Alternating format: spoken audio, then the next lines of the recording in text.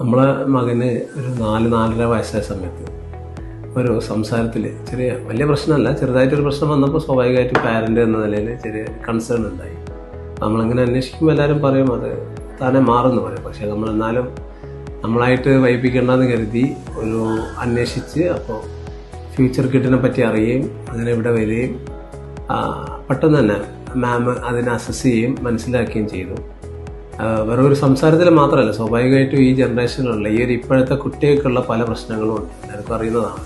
ആ പ്രശ്നങ്ങളൊക്കെ പെട്ടെന്ന് തന്നെ മനസ്സിലാക്കി നമ്മൾ മനസ്സിലാക്കിയതിനെക്കാട്ടും കൂടുതൽ മാം നമുക്ക് ഇങ്ങോട്ട് പറഞ്ഞു തരികയും അവൻ്റെ കറക്റ്റ് എന്താണ് അതിൻ്റെ സ്റ്റൈൽ എന്നുള്ളത് പറയുകയും അതിനനുസരിച്ചുള്ള സപ്പോർട്ട് ഇവിടെ നമ്മൾ കുറച്ച് സെഷനിൽ വന്ന് കിട്ടുകയും ചെയ്തു. അവസാനമായിട്ട് അവനെ കൊണ്ട് പുറത്ത് പോയി അവനെ കൊണ്ട് ഷോപ്പിൽ നിന്ന് സാധനങ്ങളും കാര്യങ്ങളും പർച്ചേസ് ചെയ്യിപ്പിക്കുന്ന ആ ഒരു രൂപത്തിൽ വരെ എത്തി. അതായത് നല്ലപോലെ സോഷ്യൽ മിങ്കിൾ ചെയ്യാനും ആൾക്കാരുടെ ഇടപഴകാനും ഉള്ള വരുന്നു. അത് മൊത്തത്തിൽ നമ്മളെ വീട്ടിൽ നിന്നാണെങ്കിലും അവൻ്റെ ഫ്രണ്ട്സിൻ്റെ ഇടയിലാണെങ്കിലും അത് നമുക്ക് പ്രതിഫലിക്കുന്നുണ്ട്, റിഫ്ലക്റ്റ് ചെയ്യുന്നുണ്ട് കറക്റ്റായിട്ട്. അപ്പോൾ നമ്മൾ സ്വാഭാവികമായിട്ടും അതുകൊണ്ട് തന്നെ ഫ്യൂച്ചർ കിഡിനെ നമ്മൾ പ്രൊമോട്ട് ചെയ്യാൻ ഇഷ്ടപ്പെടുന്നുണ്ട്.